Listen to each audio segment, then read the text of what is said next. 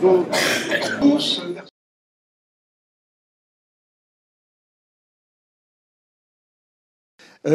alors, la sécurité est ailleurs. Vous avez sans doute compris, si vous avez lu un petit peu le programme, que dans cet ailleurs, c'est là qu'il y a le problème. Hein, la sécurité, d'accord.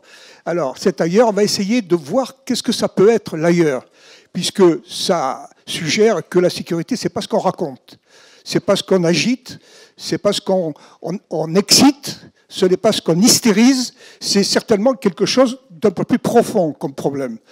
C'est de ça dont nous allons parler toute la journée. Donc, pourquoi l'appel des appels a-t-il fait cela? Là, je parle au nom du Conseil de l'appel des appels, dont je fais partie. Je m'appelle Charles Sylvestre, je suis journaliste. Comme on dit, journaliste honoraire. Hein, mes collègues avec lesquels on va parler, ils connaissent cette catégorie, journaliste honoraire, c'est-à-dire ils sont journalistes à vie. Et donc l'appel des appels tenait beaucoup à faire cette journée sur ce thème. Pourquoi? Parce que quand on prétend être des professions de l'humain, s'il y a quelque chose qui a quelque chose à dire sur ce qu'on appelle la sécurité, vous voyez bien ce que ça désigne derrière. C'est les attentats, les tueries, mais aussi comment la société et comment les pouvoirs en place répondent à ces tueries. Et parfois, comme vous le savez, ça n'arrange rien. La preuve, ça continue. Donc les professions de l'humain qui avaient des choses à dire sur ce sujet, et c'est pourquoi cette journée est exceptionnelle, parce qu'évidemment, on ne va pas travailler dans la généralité ou dans la polémique, on va travailler avec la réflexion des uns et des autres. Alors, je ne vous énumère pas les tables rondes, vous les avez sans doute sur le programme. Donc, l'appel des appels a, si je puis dire, sans trop se vanter et se monter du col, a une richesse, ce sont ces professions-là, dans lesquelles il y a la justice, il y a l'éducation, il y a le soin, enfin, vous connaissez ça. Voilà, donc c'est avec ça que nous allons essayer de travailler dans la journée. Le programme, vous le connaissez, il est très serré. Hein, ça doit s'arrêter à 18h, 18h30, parce que je crois qu'il y a des choses qui vont se passer dans cette salle derrière. Donc cette salle qui est en quelque sorte prêtée, et ça, merci infiniment à ceux qui en sont les propriétaires. Bon, et donc, il faudra la libérer à 18h. C'est l'heure à peu près à laquelle, je crois, 17h30, 18h, Roland Gori, Vincent de Coléjac et Émilie Pioufre, comme on dit, tireront des conclusions et aborderont ce qu'on appelle les perspectives. Voilà. Alors, nous allons commencer avec l'information. Il y a d'autres tables rondes qui vont arriver derrière. Simplement, une règle du jeu, c'est que, bien sûr, il y aura des frustrés, parce qu'avec 6 tables rondes, ce n'est pas possible d'ouvrir un débat à la fin de chaque table ronde, parce que sinon, il faudrait y passer la semaine. Donc, ce que nous allons essayer de faire, vous nous pardonnerez, c'est quand même de donner aux intervenants la possibilité de s'exprimer de façon conséquente, et pas 3 mots, et en même temps, du coup, d'avoir peut-être un moment, à la fin de chaque table ronde, de ce qu'on appelle des réactions, pas un débat, hein, des réactions, de telle manière qu'à la fin de la séance du matin, sur le coup de midi et quelques, il y aura un débat de caractère général qui ramassera un peu les réactions de la matinée avec Roland Gori qui dira un petit peu comment aborder comment réagir aux réactions. Hein, c'est un peu compliqué. Voilà, alors, je ne sais pas si vous avez bien saisi cette mécanique qui est subtile.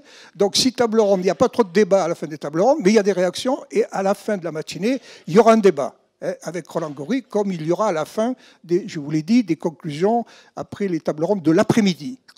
Voilà. Alors l'information, on commence comme ça. Bon, c'est pas plus mal de commencer comme ça, parce que s'il y a quand même quelque chose qui est au front de cette histoire de sécurité, c'est quand même vraiment la presse. C'est pas la peine de vous faire un dessin. Hein. Déjà, avec ce qu'on appelle les chaînes de télévision en information continue, on sait ce que ça veut dire, étant donné qu'il y a cette excitation incroyable, où ça dure des journées et des nuits entières, où c'est les mêmes images qui reviennent, on sait à quoi elles servent, ces images, bon, c'est-à-dire à ce qu'on peut appeler l'hystérie, c'est-à-dire les gens ne réfléchissent plus, ils sont surexcités en voyant des têtes de tueurs, en voyant des policiers aux portes d'une entreprise où ils se sont réfugiés. Et voilà. Donc là, évidemment, ça ne porte pas à la réflexion. Alors, donc, l'information. Ce que nous avons voulu, comme dans toutes les tables rondes, c'est ne pas se contenter de généralités, encore une fois, et de polémiques, et de donner la parole à des praticiens.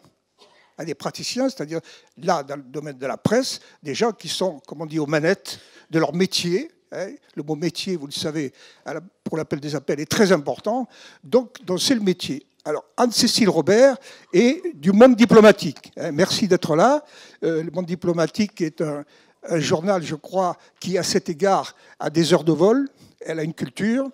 Bon. Et puis, Laurent Mauduit, qui a fait tout un parcours dans la presse, et là, actuellement, il est à Mediapart.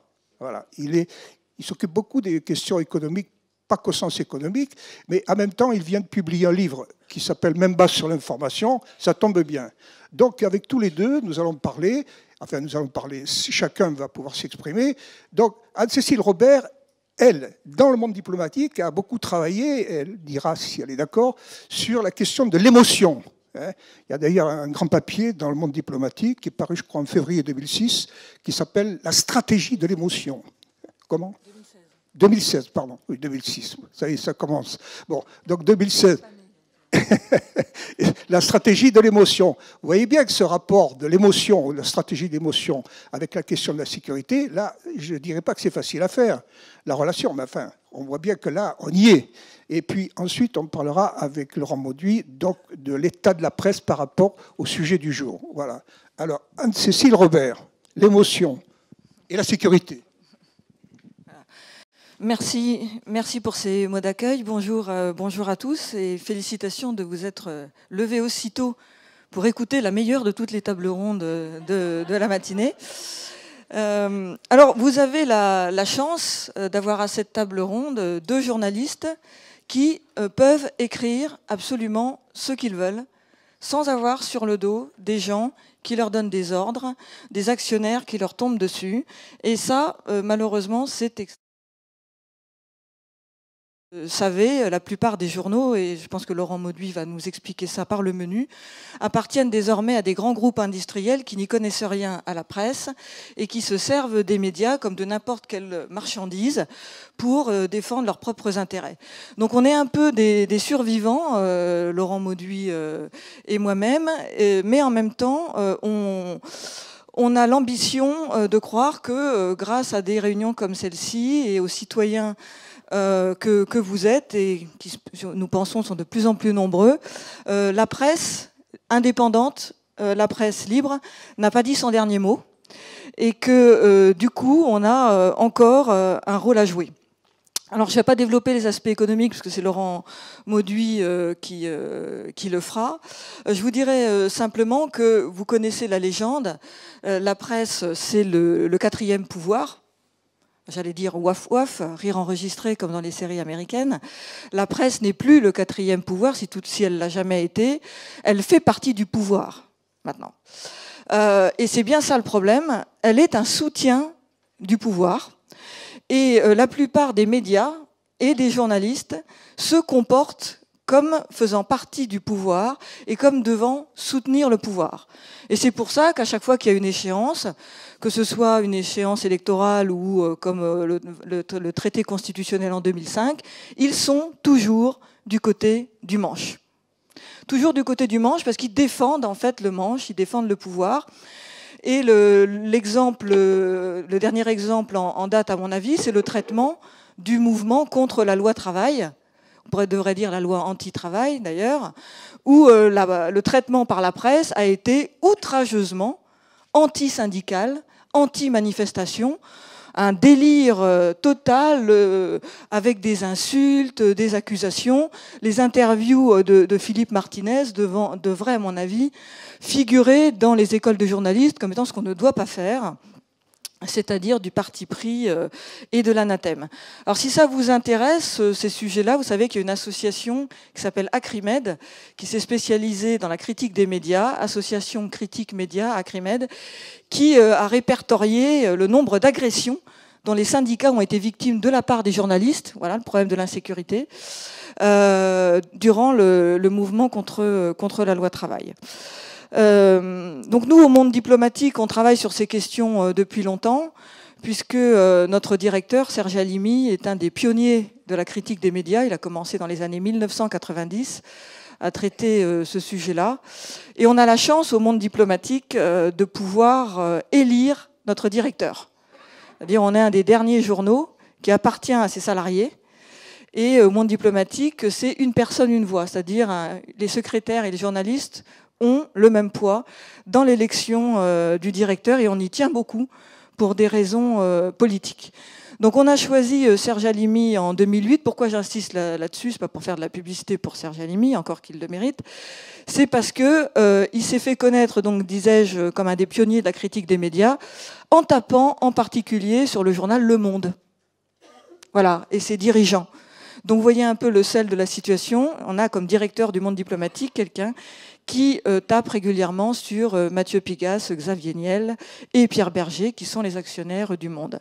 Il l'a encore fait au mois de juillet dernier, en les attaquant nommément. C'est un peu ça l'indépendance, hein, voilà.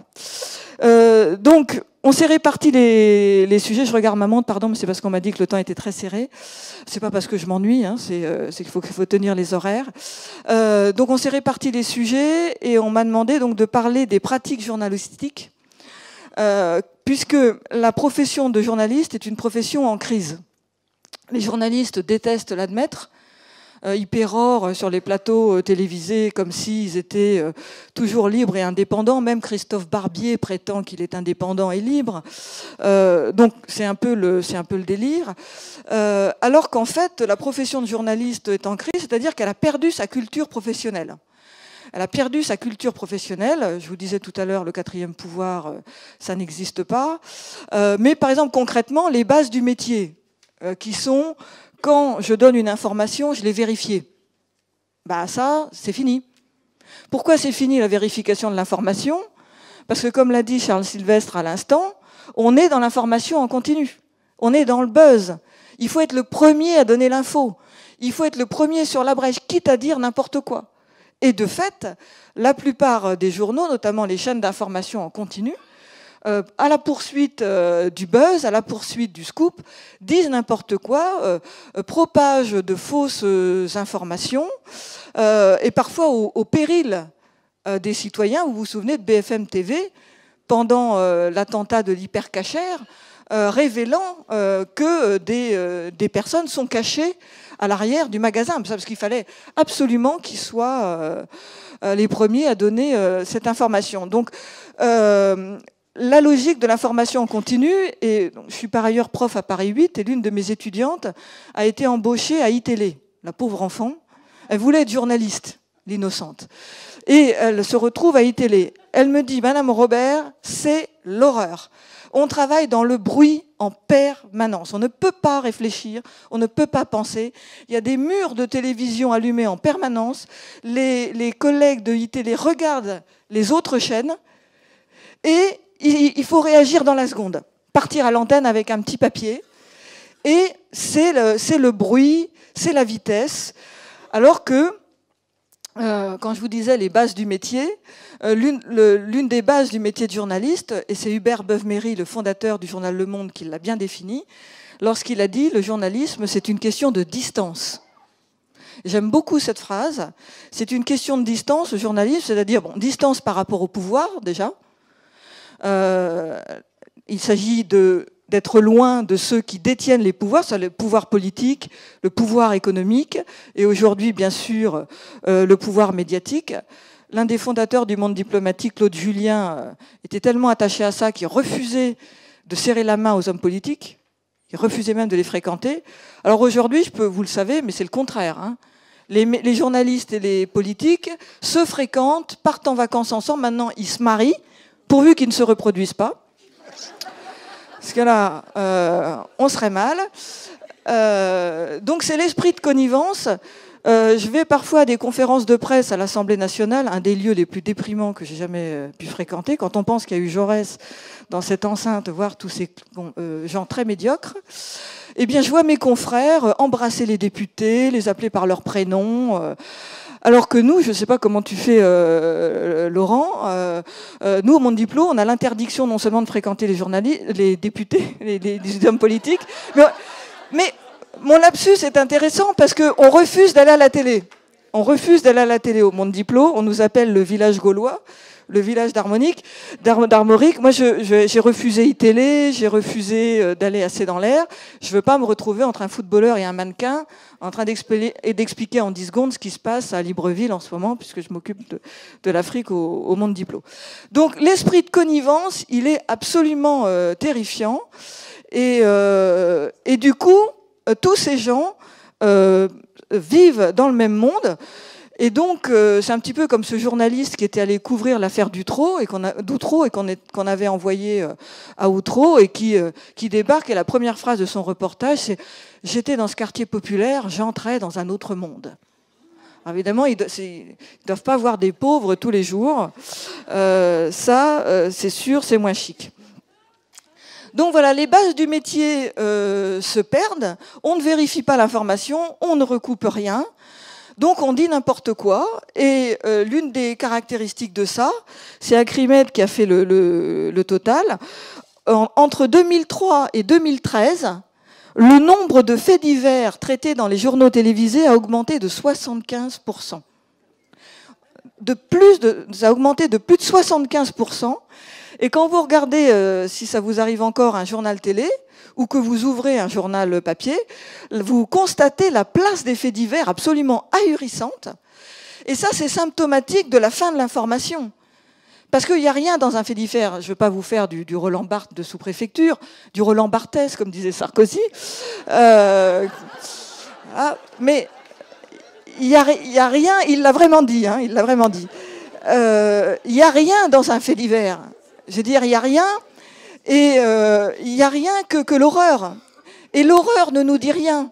Et ouvrir un journal 10 minutes sur un crime, si horrible soit-il, ça ne nous permet pas de construire, ça ne nous permet pas de comprendre.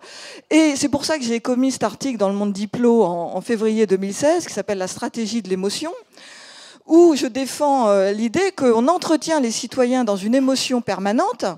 On les fait pleurer en permanence pour les empêcher de penser quelque part.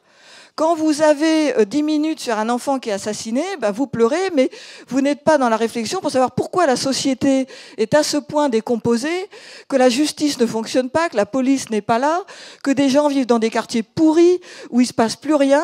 Vous êtes en train de pleurer et à la fin désespéré, vous sortez dans la rue avec votre bougie, participez à une marche blanche.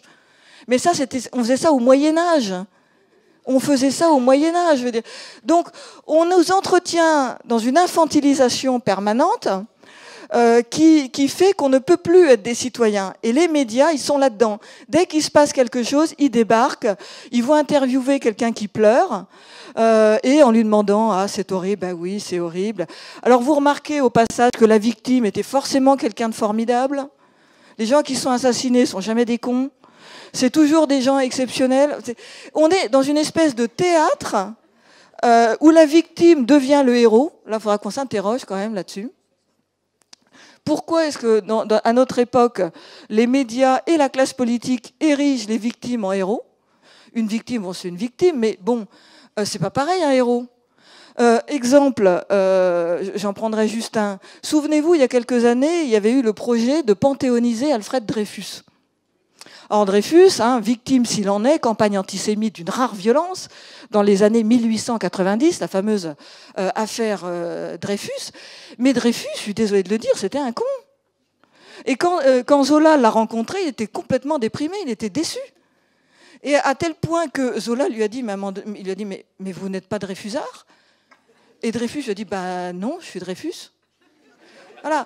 Donc la victime peut être un abruti, c'est pas pour ça qu'il ne faut pas la défendre. Dreyfus, il fallait le défendre, c'était l'horreur. L'article de Jaurès était extraordinaire. Si Dreyfus est innocent, il est dépouillé de tout caractère de classe, il n'est plus que l'innocence elle-même, bafouée, traînée dans la boue. Voilà. Donc il fallait le défendre, mais c'est pas un héros. En revanche, le lieutenant-colonel Picard, cet officier du ministère de la Guerre, qui a révélé le complot ourdi contre Dreyfus et qui a été cassé, viré de l'armée, qu'on a dégradé. Ce mec-là, c'est un héros. C'est lui qui devrait entrer au Panthéon. Il a été réhabilité quelques années après par Georges Clemenceau, qui en a fait le ministre de la Guerre. Mais le colonel Picard, il a brisé sa carrière au nom de ses convictions pour sauver Dreyfus. C'est ça, un héros. Donc voilà, on est dans une ambiance qui fait que les médias participent à une infantilisation de la société, et l'élection présidentielle dans laquelle on est en train d'entrer ne va pas arranger les choses, hein, parce que c'est le cirque permanent, la valse des égaux, et plus merveilleux que moi tu meurs, mais je ne vois pas, à mon avis, dans cette élection, le moyen de faire avancer le schmilblick et qu'on redevienne des citoyens. Mais c'est un autre débat. Donc je vais conclure parce que je vois que mon temps est en train de se terminer, en vous disant que y a un enjeu politique à retrouver une presse indépendante. C'est un enjeu de citoyenneté. Souvenez-vous du Conseil national de la résistance, qui avait dans son programme une partie consacrée à la presse, qu'il fallait séparer des grands groupes industriels. Donc il faut séparer, il faut qu'on retrouve ça, ça devient un enjeu politique fondamental, séparer l'industrie de la presse. Et ça doit être inscrit dans une loi, peut-être même dans la Constitution. Il faut redonner un statut aux journalistes, parce que là j'ai tapé beaucoup sur mes confrères, mais vous savez que l'un des drames de l'époque, c'est la précarisation des journalistes. Beaucoup de journalistes sont précaires, parce que les journaux ferment, il n'y a plus d'emploi, donc les journalistes sont pigistes, donc ils sont ballottés, ils vivent de briques et de broc. Donc, on a des journalistes qui sont dans une situation extrêmement difficile parce qu'ils n'ont plus d'argent. Donc, le statut des journalistes pourrait permettre de lutter contre la précarisation. Et je serais, je ne sais pas ce que tu en penses, Laurent, pour la fermeture des écoles de journalisme, qui sont des écoles de soumission, de prêt-à-penser, où on apprend non pas les règles du métier, mais l'esprit de caste, l'esprit de connivence, et absolument pas l'esprit qui normalement doit animer les journalistes, c'est-à-dire aller chercher l'information là où elle est, taper sur les pouvoirs quels qu'ils soient, et donner aux citoyens les moyens qui vont lui permettre de se forger ses opinions, ses idées et son esprit critique. Merci.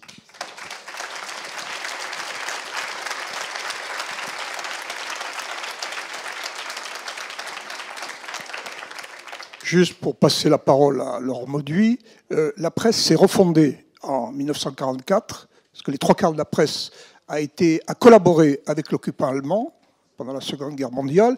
Elle a été refondée par ce qu'on appelle des ordonnances. Des ordonnances sur la presse, c'était le gouvernement de la Libération, le général de Gaulle, il y avait Maurice Thorez, etc. Bon. Et dans ces ordonnances, vous allez voir, il y a 3 phrases. La presse a pour mission de donner des informations exactes, de défendre des idées et de servir la cause du progrès humain. Voilà. Moi, personnellement, j'ai fait le centre de formation de journaliste il y a longtemps, mais ma Bible, mon bréviaire, c'est ça. Ce sont les ordonnances de 1944, sans parler de ce que j'avais vécu juste avant, je peux quand même en dire un mot, qui était la guerre d'Algérie. Donc la guerre d'Algérie m'a renvoyé directement au journalisme, étant donné ce que j'avais vu là-bas. Et que donc ces ordonnances sont devenues une base. Alors, Laurent Mauduit, alors, où en est-on dans la presse, par exemple, par rapport à ces fameuses ordonnances de 1944 ? Merci. Comme j'ai, comme Anne-Cécile et Charles, une conception très citoyenne de mon métier, je suis heureux d'être devant vous. Alors, Anne-Cécile m'a fait un clin d'œil sur les écoles de journalisme. Il y a une chose que l'on n'apprend, par exemple, jamais dans ces écoles.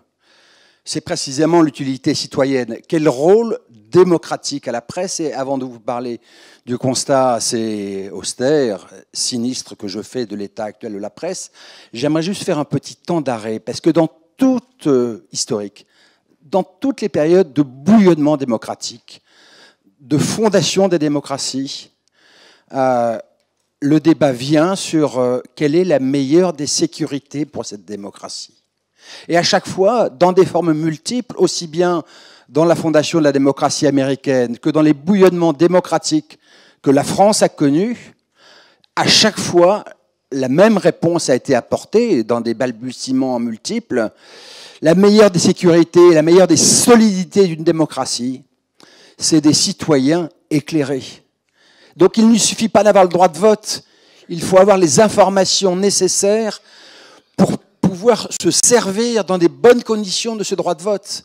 Et donc une bonne information libre et honnête et la garantie d'une démocratie solide. Le président américain, sans doute le plus progressiste de l'histoire, le troisième, Thomas Jefferson, qui est en France ambassadeur des États-Unis de 1785 à septembre 1789. Il baigne dans l'esprit des Lumières. Il voit le bouillonnement qui va conduire à 1789. Il écrit en 1787 à un ami américain, Currington, et lui dit, en fait, si j'avais à choisir entre un pays qui a un gouvernement et pas de presse, ou un pays qui n'a pas de gouvernement et une presse, je choisirais la seconde solution. Et vous voyez bien l'esprit. L'esprit, c'est l'esprit progressiste des débuts de la démocratie américaine, c'est le premier amendement. Le premier amendement, la liberté d'opinion, d'expression, la liberté de la presse, est la valeur fondatrice de la démocratie américaine. Et si vous regardez en France, sans arrêt, les mêmes thématiques sont revenues. Alors juste pour le plaisir, vous m'autoriserez à vous citer une fois Jaurès, avant d'en venir à l'actualité. Jaurès dit dans un éditorial de l'Humanité le 11 novembre 1913, donc pas très longtemps avant la catastrophe.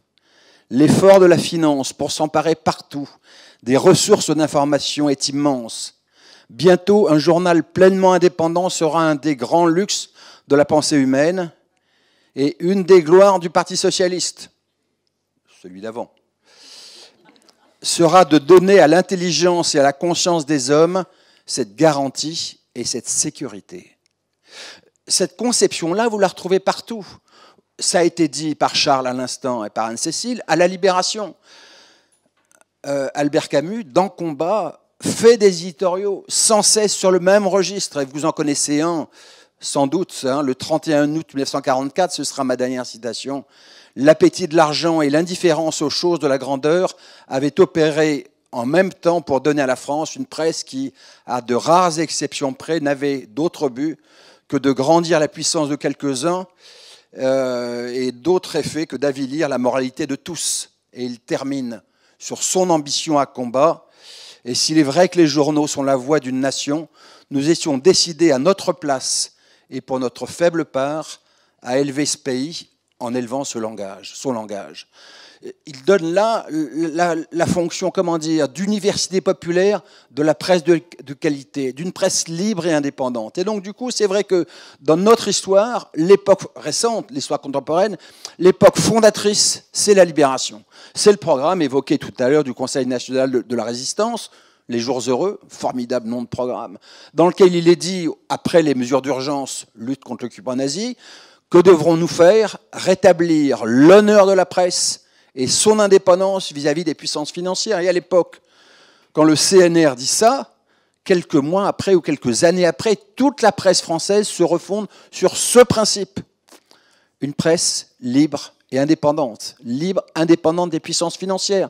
Tout le monde, il y a un consensus, gauche et droite confondus, des communistes jusqu'aux démocrates chrétiens. Le Monde, en 1952, se fondera sur ce principe, journal propriété de ses journalistes, modèle juridique particulier que Libération copiera 20 ans après. Le Dauphiné libéré créera une coopérative ouvrière. Au fronton de ce journal, il y a écrit un journal libre pour des hommes libres. Formidable précepte. Le Courrier Picard fera la même chose. Le Parisien libéré, coopérative ouvrière. Le Parisien libéré, c'est les membres de la coopérative sont des démocrates chrétiens, des gens de droite, la famille Amaury notamment. Et en fait, si on vit bien, si on observe bien ce que l'on a vécu depuis, et je vais ensuite parler de la gravité des menaces qui pèsent, la mise en cause de notre sécurité collective, ça a été la dilution progressive de ce principe. La presse libre et indépendante, qui était le fait majeur de la Libération. Progressivement, ce principe s'est dilué. Et ce que l'on a vécu depuis ces 4 ou 5 dernières années, ça a été la fin de ce séisme, avec des dommages collatéraux majeurs pour les citoyens. Pourquoi je parle de séisme? Parce que vous l'avez vécu, c'est l'opération Xavier Niel avec ses 2 acolytes, banquier d'affaires Mathieu Pigasse et milliardaire du luxe Pierre Berger, qui rachète d'abord le groupe Le Monde, puis ensuite le groupe L'Obs. Donc c'est un groupe gigantesque en termes de concentration. Soit dit en passant, personne de la puissance publique ne s'est élevé contre cette concentration considérable. Patrick Drahi, qui rachète tour à tour Libération, l'Express, et qui va racheter progressivement et devenir propriétaire d'ici 2019 de Next Radio TV, c'est-à-dire BFM Business, BFM TV, RMC, plus d'autres chaînes annexes. Et puis Bolloré qui a constitué, en spéculant sur des fréquences publiques qu'on lui a octroyées gratuitement, soit dit en passant. Il monte au capital de Vivendi, donc peut racheter Canal. Et Canal, c'est pas seulement Canal+, c'est un immense empire, Canal, adossé à Havas, adossé à rachète Dailymotion, soit dit en passant pour des journaux indépendants comme nous. La plateforme d'hébergement des vidéos est détenue maintenant par Bolloré, ce qui pose un problème démocratique très important. Et alors, ce qu'il y a de nouveau dans ce phénomène-là, il y a deux choses nouvelles. Immense vague de concentration, et puis surtout, il y a une forme de désinhibition. Désinhibition, et je pense qu'il faut sonner le tocsin. Autrefois, les censures étaient masquées, un peu honteuses. Là, maintenant, il y a un aspect violent, ouvert. Vous avez vu les histoires de Canal, le documentaire sur les évasions fiscales du Crédit Mutuel. Le documentaire est censuré par Bolloré parce que le patron de l'époque du Crédit Mutuel, Michel Lucas, et son ami qui l'a aidé comme banquier à prendre d'assaut la banque Rivaux, qui était la banque du RPR et la banque de la France-Afrique, qui est devenue le cœur de l'empire Bolloré. Regardez ce qu'il a fait à iTélé. Bolloré promeut un dénommé Guillaume Zeller. Guillaume Zeller, qui est le petit-fils d'Adrien Zeller, le général putschiste, l'un des 4 généraux félons. Mais vous me direz, personne n'est responsable de ses ascendants, sauf que lui, Guillaume Zeller, revendique le legs intellectuel de son père et de son grand-père et écrit sur le blog de Robert Ménard des papiers pour la réhabilitation de Paul Ossarès, le général qui a fait la torture en Algérie. Et donc c'est une honte démocratique, une honte, d'autant que, je vous le rappelle, Canal+ et iTélé, ce sont des fréquences. C'est un bien public, c'est un bien rare. On leur donne gratuitement. Et il pourrait y avoir une contrepartie qui soit, quand il y a des manquements aussi graves à l'éthique et à la déontologie, le bouton atomique, on retraite fréquence. Pourquoi ça n'arrive jamais? C'est tout de même très, très préoccupant. Mais faites la liste. Les censures se généralisent. Je vais y venir, il y a beaucoup plus grave que les censures. Mais elles se généralisent. Regardez ce qui s'est passé à l'Obs. Donc c'est le groupe Le Monde, l'Obs. Pour la première fois, de manière affichée, ouverte dans ce groupe, la numéro 2 de l'Obs, Aude Lancelin, présumée être trop proche de Nuit debout, est licenciée pour motif politique. C'est affiché par les actionnaires, pour raisons politiques. Ce qui, dans l'histoire du monde, il y a pu y avoir des mises à l'écart, jamais avec cette brutalité. Voilà. Si vous continuez, la recension de ces faits gravissimes qui touchent la démocratie est invraisemblable. Prenons au hasard l'une des chaînes de télévision de Patrick Drahi, i24 News, qui est installée à Jaffa, mais dans lequel les chroniqueurs du groupe Drahi, Laurent Geoffrin pour Libération et Christophe Barbier pour l'Express, vont faire des émissions, et notamment quand Manuel Valls va en Israël, il y a une interview conjointe sur i24 News et sur BFM. i24 News, il y a, à cause de l'actionnaire, une police linguistique. Une police, c'est-à-dire que les journalistes, il y a des mots qu'ils n'ont pas le droit de prononcer. Ils ne peuvent pas dire les territoires occupés. Ils doivent parler des implantations. Ils ne peuvent pas parler des juifs extrémistes. Il faut dire jusqu'aux boutistes. Et quand il y a eu l'interview de Manuel Valls il y a 3 mois, quand il était en Israël, donc l'interview faite par Christophe Barbier et Laurent Geoffrin, l'émission d'avant, une émission d'une complaisance invraisemblable, aucune question n'a été posée à Manuel Valls réellement, mais l'heure d'avant, l'émission d'avant, c'était 1 heure entière, à la gloire du Mossad, les services secrets israéliens. Alors, parce qu'en France, ils disent, oui, il y a des censures ailleurs, dans le groupe l'Obs, Le Monde, maintenant il y a des licenciements pour motifs politiques, il y a des censures à Canal, il n'y en a pas dans le groupe Drahi. Il n'a pas encore totalement tombé le masque. Donc du coup, moi, mon sentiment, c'est que l'état de la presse dit quelque chose de l'état de la démocratie. Et il faut que notre démocratie soit très sérieusement malade pour qu'on puisse tolérer une presse semblable, une presse à genoux, Alors, dans chacun des titres, il y a des gens qui résistent, il y a des journalistes qui font leur travail la tête haute, mais dans des conditions difficiles, compliquées. Et ce qui est, je trouve, terriblement inquiétant pour notre sécurité collective, pour l'état de notre démocratie, c'est qu'il y a des effets de contamination aussi dans un lieu qui devrait être totalement sanctuarisé, qui est le service public. C'est le bien public, je veux dire, le bien public. Radio France et France Télévisions, ça nous appartient à tous. C'est nous qui le finançons à travers l'impôt ou la redevance. Or, si vous observez bien, il y a une différence entre le journal de France 2 et le journal de TF1. Honnêtement, moi, parfois les bras m'en tombent parce que je me dis que dans l'empire du béton, parfois le journal est presque plus propre que celui de France 2. Quand je vois le tandem de néolibéraux, militants, acharnés, Pujadas l'anglais, Pujadas qui arrive sur son plateau de télévision avec un code du travail qui fait tomber comme ça. Ah, vous avez vu comme c'est lourd un code du travail. Bon, il y a un aspect insupportable. Quand vous voyez que beaucoup de chroniqueurs du service public sont en même temps chroniqueurs sur dans des chaînes privées, il y a une porosité totale. Je vous donne une illustration. L'économie, qui est le domaine sur lequel moi j'écris le plus, je fais des enquêtes financières, l'économie, ce n'est pas une science exacte. C'est une branche des sciences sociales dont la richesse ne dépend que du pluralisme de ses approches. Donc le service public devrait avoir tout particulièrement à cœur de faire vivre ce pluralisme, de donner la parole à tous les courants de pensée, aux chercheurs d'obédience multiple. Or, vous le savez bien, prenons par exemple les éditorialistes économiques sur le service public. Ce sont tous des néolibéraux proches des milieux patronaux, tous. Prenez France Inter, service public, la grande chaîne de radio service public. France Inter, on a d'abord eu pendant 15 ans Jean-Marc Sylvestre, vous vous souvenez? Celui qui disait « l'économie ne ment pas ». Comme d'autres, vous vous souvenez, sous Pétain, disait « la terre ne ment pas ». Une résonance terrible. Donc on a eu droit à 15 ans de Jean-Marc Sylvestre. Et ensuite, quand il part, qui a-t-on? Dominique Seux, l'éditorialiste des Échos, qui est proche du MEDEF. Alors, le France Inter a fait semblant pendant 3 ans ou 4 ans.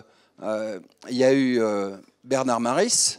1 jour sur 5, je veux dire, 5 jours sur 5, il y avait l'officier traitant du MEDEF. 1 jour sur 5, il y avait Bernard Maris. Et après l'assassinat de Bernard Maris, il y a eu l'économiste membre des collectifs des atterrés, Benjamin Coria, mais puis finalement, ils se sont dit, oh, ça ne sert à rien, allez, hop, on le dégage. Et donc maintenant, il n'y a plus que Dominique Seux, tous les matins.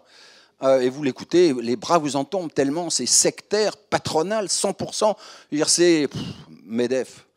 C'est même pas sophistiqué à ce point, c'est plutôt CGPME bas de gamme. France Culture, la chaîne qui devrait être le lieu du savoir, de l'excellence, France Culture, vous avez droit à Philippe Manière. Je ne sais pas si vous vous souvenez de Philippe Manière, c'était le bout de feu ultralibéral du Point qui est passé ensuite animateur de débat au sein de la compagnie d'assurance AXA. Bon, puis vous regardez, c'est dans l'air, c'est la même chose. C'est dans l'air. Là, il y a eu une émission, il y a quelques jours, là, je vous montre le danger démocratique que représentent ces phénomènes de porosité. Nous avons, sur Mediapart, publié beaucoup de documents qui attestent de possibles financements de Sarkozy par Kadhafi. Sarkozy, contournant le droit de la presse, nous attaque pour faux. Et on entend, il y a 4 jours, Catherine Ney, qui officie sur Europe 1, mais qui est aussi chroniqueuse sur le service public, assez dans l'air, qui dit, mais non, j'ai croisé un magistrat, un juge d'instruction là, sur un trottoir, il m'a dit que c'était un faux. La journaliste qui anime, Caroline Roux, qui bosse par ailleurs pour RTL, ne dit rien, mais l'affaire a été jugée. L'affaire a été jugée, c'est-à-dire qu'on a gagné la procédure contre Sarkozy. Il y a une expertise des documents qu'on a produits et la justice a établi que les documents étaient des vrais. Même la gramme du papier a été étudiée par des experts. Et donc l'affaire est judiciairement tranchée. Eh bien non, les gens qui ont écouté C'est dans l'air ont un seul son de cloche, c'est un faux. Donc je trouve que c'est un danger démocratique très fort. J'en donne une dernière illustration. comment imaginer que le service public, le lieu citoyen par excellence, puisse accepter de donner la parole pendant 1 heure au pamphlétaire d'extrême droite Éric Zemmour, que vous connaissez, qui vient de sortir un autre, qui a été condamné 2 fois pour incitation à la haine raciale. 2 fois. Il devrait être éloigné du service public, qu'on le laisse chroniquer sur RTL. Déjà sur RTL, c'est un scandale démocratique. Moi, journaliste, je ne pourrais pas cohabiter avec quelqu'un comme lui. Vous avez entendu le CSA s'indigner du fait que Caroline Roux et Patrick Cohen, le chroniqueur, le présentateur du journal de France Inter, lui déroulent le tapis rouge pendant 1 heure. Il y a un aspect de... Voilà, le service public lui-même alimente le populisme, la xénophobie, l'islamophobie.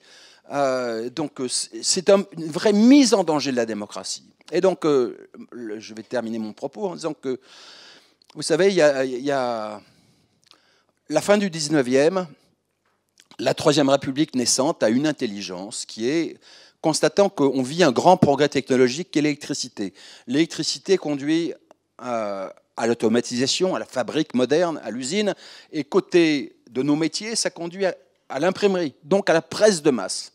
Et donc la Troisième République a l'intelligence de faire une grande loi démocratique, qui est la loi de 1881, qui dans nos métiers encadre toujours aujourd'hui la vie de la presse. Article 1, l'imprimerie est libre. Donc la loi reprend l'esprit de la Déclaration des droits de l'homme. Là, on vit une nouvelle révolution technologique très importante parce que ça donne aux citoyens une place nouvelle dans l'information, dans le débat public. Il y aurait matière à faire une nouvelle grande loi démocratique, englobant beaucoup de domaines. Donc, je peux vous décliner, moi, tout ce à quoi je pourrais aspirer. Ça rejoint certains des points qu'a évoqué Anne-Cécile. Lutter contre la concentration. On devrait reprendre le débat sur les lois anti-concentration. Certains même se posent la question, je ne sais pas s'il faut le faire, mais est-ce qu'il ne faudrait pas envisager la nationalisation ou la renationalisation des télécoms? Pourquoi est-ce que les grands opérateurs téléphoniques ont... Bon, il y a beaucoup d'idées sur la table. Pourquoi n'y aurait-il pas... Vous savez, le cinéma est financé par un système qui est le CNC, avec des financements intelligents.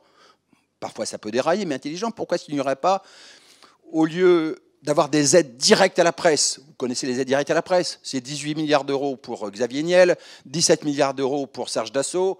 Bon, je blague, les aides directes, les millions d'euros vont aux oligarques.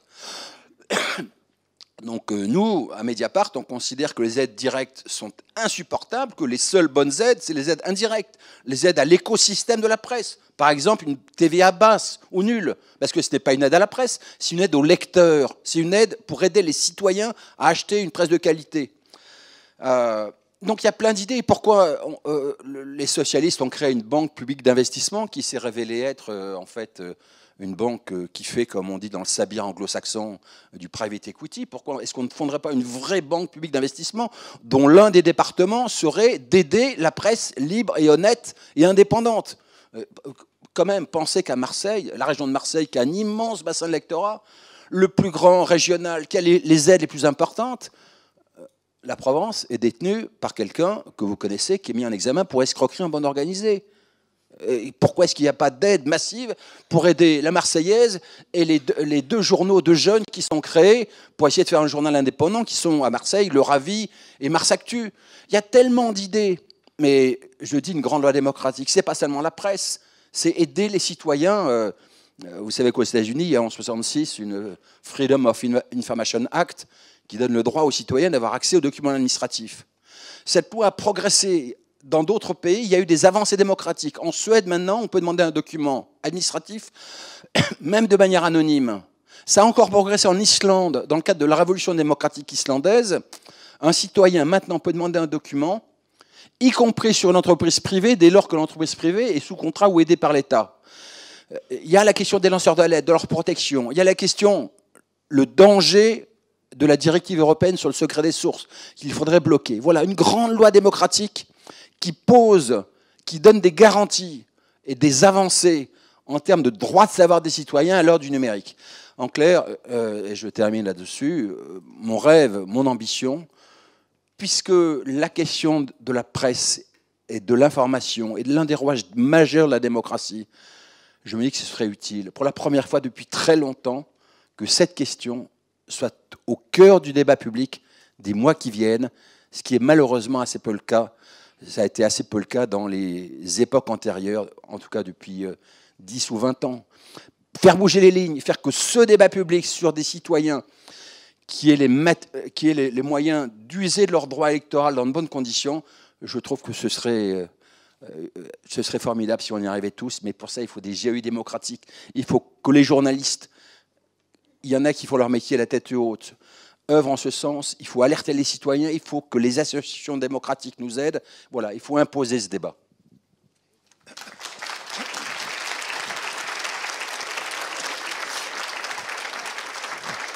Merci Laurent Mauduit, merci Anne-Cécile Robert. C'est pas tout à fait fini. Bon, je voudrais vous dire une chose, c'est que le monde diplomatique, Mediapart, Politis, il y a quand même des journaux, ça a été dit d'ailleurs, qui échappent un peu à cette, cette espèce de coercition financière sur la presse avec les résultats qui viennent d'être un petit peu énumérés, évoqués par Laurent Mauduit. Je m'en voudrais quand même de ne pas ajouter un titre qui s'appelle l'humanité.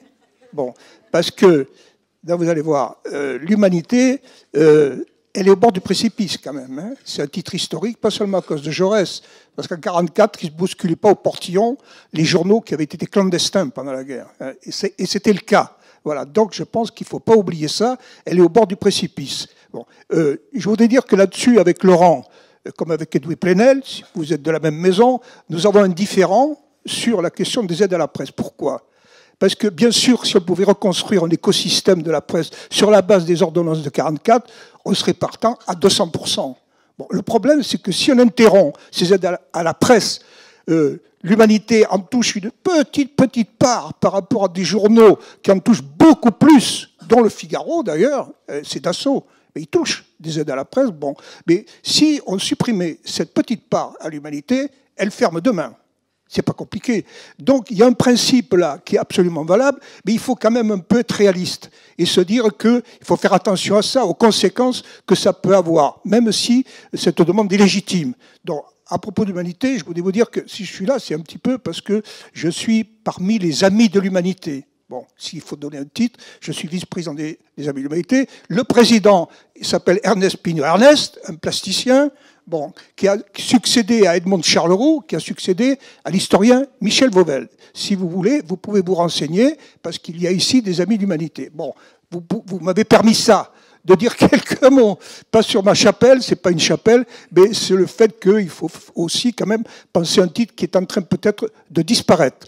Voilà, donc avant que nous succède une autre table ronde qui, je crois, qui porte sur la justice pénale et le travail social, qui sera animée par Michel Chauvière et Pierrette Poncelat, à qui on va céder le micro. Vous avez, je regarde, alors vous avez 10 minutes pour réagir, bon, en essayant de faire en sorte que ce soit des réactions qui pourront, brèves, et qui pourront donner lieu à un retour à midi avec Roland Gori. Voilà, vous avez la parole s'il y a quelqu'un qui peut passer le micro. Donc ce n'est pas un débat, on est d'accord, hein, ce sont des réactions. Alors,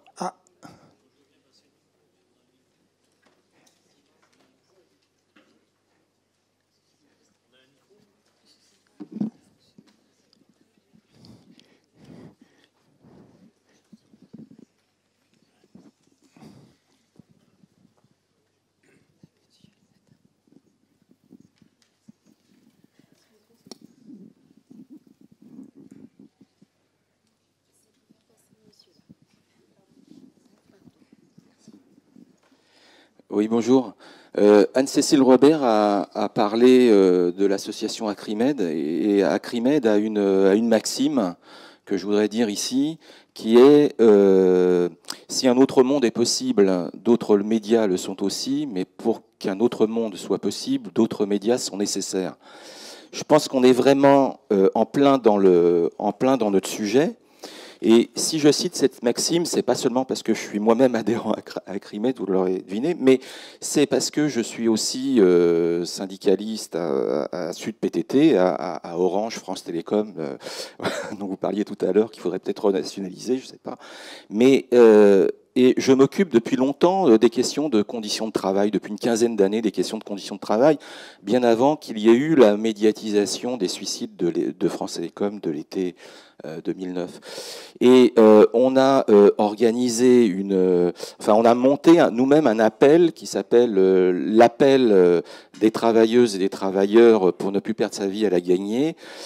Et on a, pour se faire connaître, on a besoin des médias. Alors, Mediapart nous a cédé ses pages électroniques. Mais ceci dit,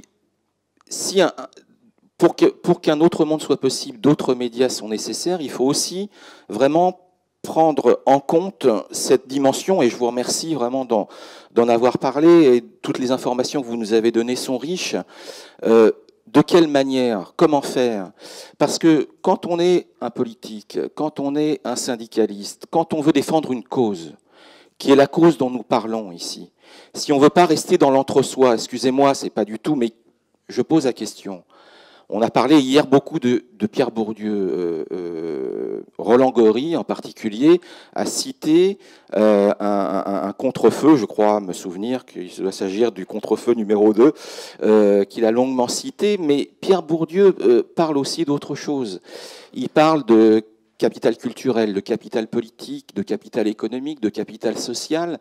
Et nous sommes quand même, dans notre critique, aussi, il faut le voir, et ici, dans cette assemblée, dans un entre-soi de gens qui sont relativement bien dotés en termes de capital culturel et de capital politique, peut-être même de capital économique, je ne sais pas, mais, et de capital social aussi, sans doute, mais de moins en moins de capital symbolique. C'est-à-dire que Mediapart, le Monde diplomatique, Politis, l'Humanité, sont des journaux qui restent quand même, je le dis, pour essayer de dépasser les choses, il ne faut pas le prendre mal, mais qui restent quand même des journaux de l'entre-soi.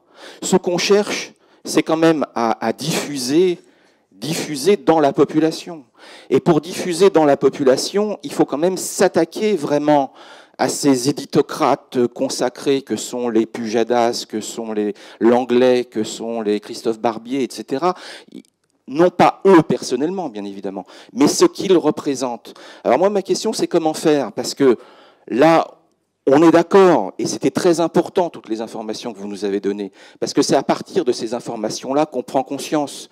Mais qu'est-ce qu'on fait après? Voilà. Et c'est aussi la question que je pose à l'appel des appels. C'est-à-dire qu'on attend beaucoup de l'appel des appels, mais on ne voit pas grand-chose se produire, quoi. Très bien. Donc, réaction. Hein.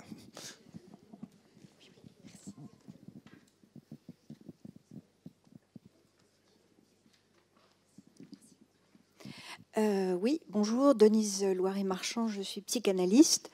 Hier soir, on nous a montré le film La désintégration, très intéressant. Et je voulais poser une question à madame qui avait écrit cet article sur la stratégie de l'émotion. Quelle analyse faites-vous de la responsabilité des médias par rapport au climat de terreur actuel qui est propagé entre autres par les journalistes, et quelle fin politique y a-t-il derrière? Alors, est-ce que nous allons enfreindre la règle, puisqu'on avait dit pas de débat?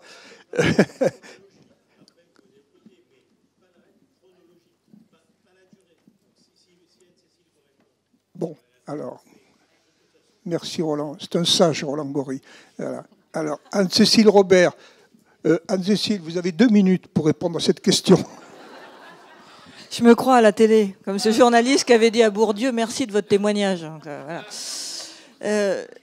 Bon, j'en ai un peu parlé dans mon propos liminaire. Hein, la logique de l'information, le culte du fait divers, ça entretient cette société anxiogène pour nous maintenir dans un état passif face à des événements et nous faire intégrer notre propre impuissance. Mais ça s'appelle de l'idéologie.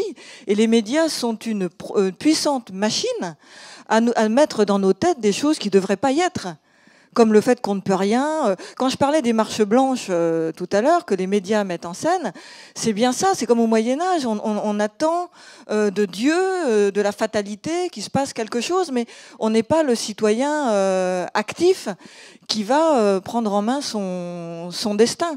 Donc effectivement, les médias sont dans cette logique de soumission. Et Laurent Mauduit a beaucoup de choses à dire, comme moi, sur le que faire. Je vous dirais simplement deux choses par rapport à la première intervention. Nous, on a les amis du monde diplomatique qui détiennent 25% du capital du journal et qui donc garantissent notre indépendance et qui font des centaines de débats tous les mois en France et à l'étranger autour des articles du journal. Et là, pour sortir de l'entre-soi, on est en train de créer des clubs de lecteurs dans les universités, avec des étudiants. Ce qui, par ailleurs, rajeunit notre lectorat, ce qui est toujours très bien. Mais les étudiants, ils sont perdus. Ils ont aussi besoin qu'on aille les chercher. Donc on est en train de chercher à sortir de l'entre-soi.